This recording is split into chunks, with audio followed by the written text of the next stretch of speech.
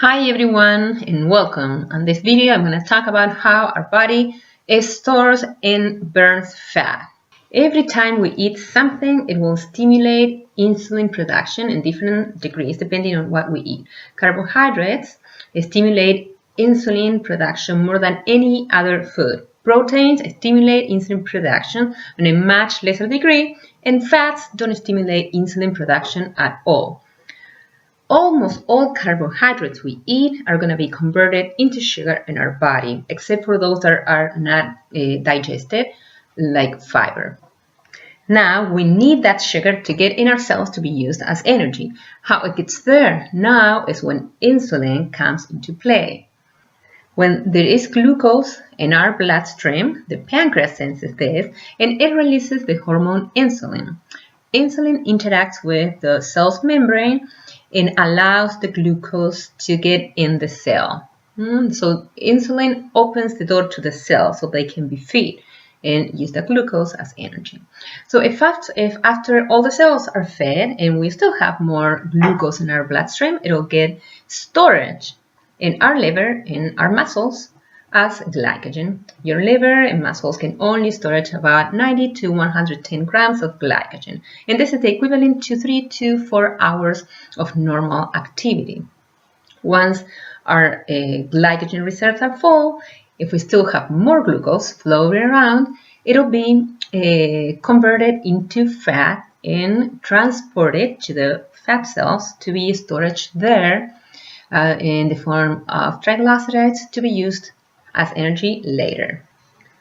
When our body needs energy and there's no glucose in the bloodstream, it's gonna tap into our glycogen reserves in our liver and our muscles.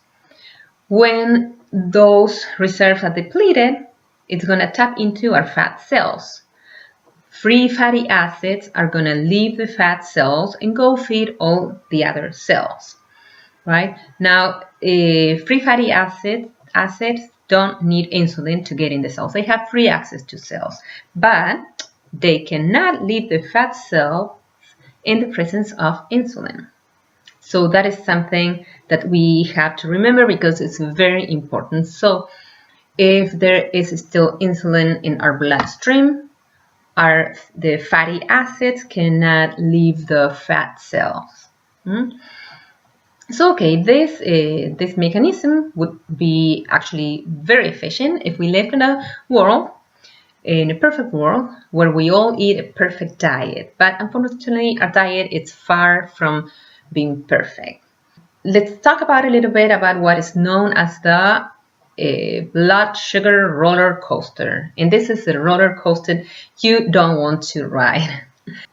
When we get up, most of us have a breakfast high in sugar and processed food. Let's say this time we're having our bowl of cereal and our glass of orange juice. Pretty healthy, right? Well, it's not that healthy actually. So this food is quickly converted into glucose in our bodies and enters our bloodstream. The most sugar the food, the higher and the faster our blood sugar will raise. Okay, the pancreas senses this blood sugar and releases insulin corresponding to the amount of sugar in our bloodstream. The insulin takes care of all the glucose flow, and our blood sugar level goes down again. And this happens quick. Blood sugar starts rising about 20 minutes after we eat, and depending on what we eat, because it can actually go like this, up, if we are eating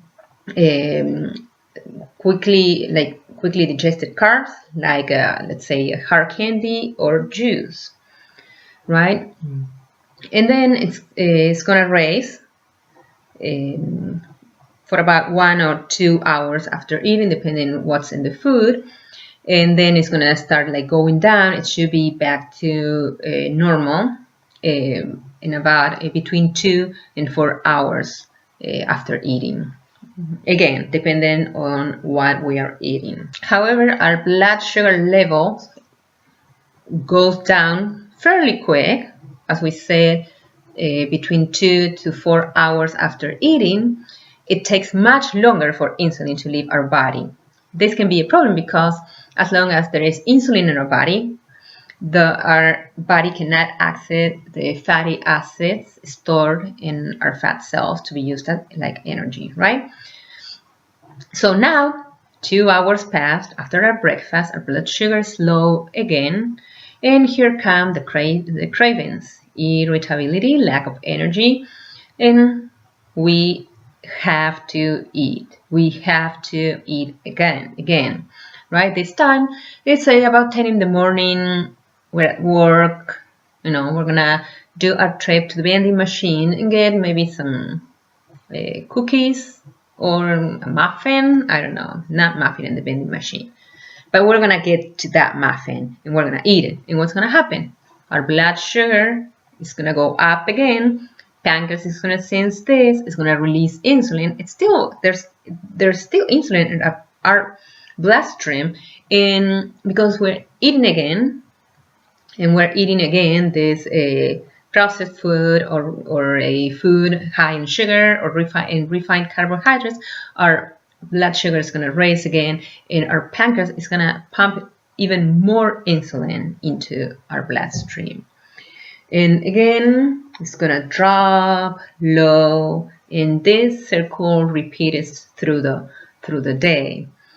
Here is a little graphic showing how our blood sugar goes up and down throughout the day. So long story short, that this is what's going on. We are binging our body on sugar all day, and our body is not being able to ever get to those fatty acids and burn fat. High insulin levels in the long run can lead to insulin-resistant type 2 diabetes, leptin resistant. This is when our brain can't hear the message of the leptin hormone saying stop eating. Can also lead to non-diabetic hypoglycemia. This is low blood sugar, chronic fatigue, depression, obesity, and the list goes on and on. So this is the key to stay fit and healthy, is to keep your blood sugar levels stable. And in order to do that, we need to eat more protein, fats, complex carbohydrates in moderation, and avoid sugar, refined carbohydrates, and sweet drinks. Yes, I know it sounds hard, but I'm telling you, there's a lot of things that you can still eat and you are going to enjoy your meals. So I'll see you next time. Bye-bye.